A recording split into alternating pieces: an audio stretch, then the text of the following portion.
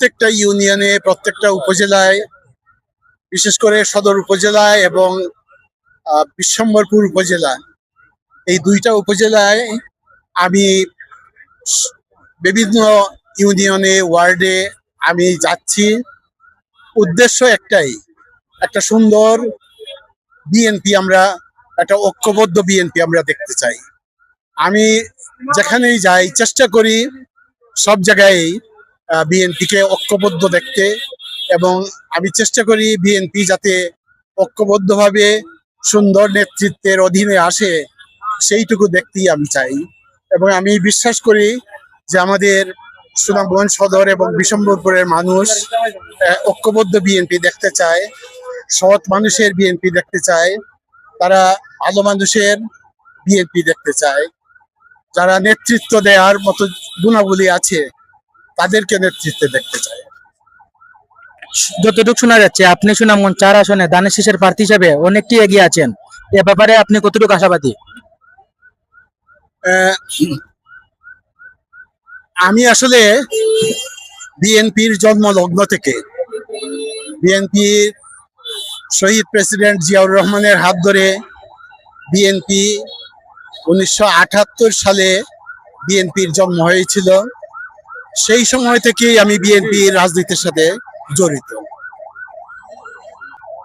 96 সালে আমি বিএনপির ধানের শীষের প্রতীক নিয়ে আমি বিএনপির প্রার্থী ছিলাম সুনামগঞ্জ 3 আসনে। এর মধ্যে আমি একবার পৌরসভা চেয়ারম্যান আর সদর উপজেলা পরিষদের চেয়ারম্যান আমি নির্বাচিত হয়েছি জনগণের আস্থা, সমর্থন এবং ভালোবাসায় 4বার। আমি মানুষের আস্থা, ভালোবাসা আমার প্রতি আছে, এই বিশ্বাস আমার আছে। সেই বিশ্বাস থেকেই আগামী দিনেও আমি বিএনপি নমিনেশনের প্রত্যাশী। আমি আশা করি বিএনপির নমিনেশন আমি পাবো, এবং বিএনপির নমিনেশন নিয়ে আমি নির্বাচন করলে বিপুল ভোটের ব্যবধানে আমাদের প্রতিপক্ষকে পরাজিত করে আমরা বিএনপির এই সিটে বিএনপিকে জয়ী করে নিয়ে আসতে পারবো বলে আমার বিশ্বাস। ইনশাল্লাহ আমি মানুষের পাশে আছি, মানুষের ভালোবাসায়, আস্থার মধ্যে আছি, এটা আমি বিশ্বাস করি। কারণ আমার ইতিমধ্যে আমি 5টা নির্বাচনে আমি জয়ী হয়েছি, এবং মানুষের ভালোবাসা, আস্থা না থাকলে এই 5টা নির্বাচনে আমার জয়ী হওয়া সম্ভব ছিল না। আজকে আমাদের সামনে নতুন বাংলাদেশ। জালেম সরকার বিদায় হয়েছে, তারা দেশ ছেড়ে পালিয়ে গেছে। আজকে একটা সম্ভাবনার দ্বার উন্মুক্ত হয়েছে। আমরা নতুনভাবে এই দেশকে গড়ে তুলতে চাই, এই সমাজকে গড়ে তুলতে চাই।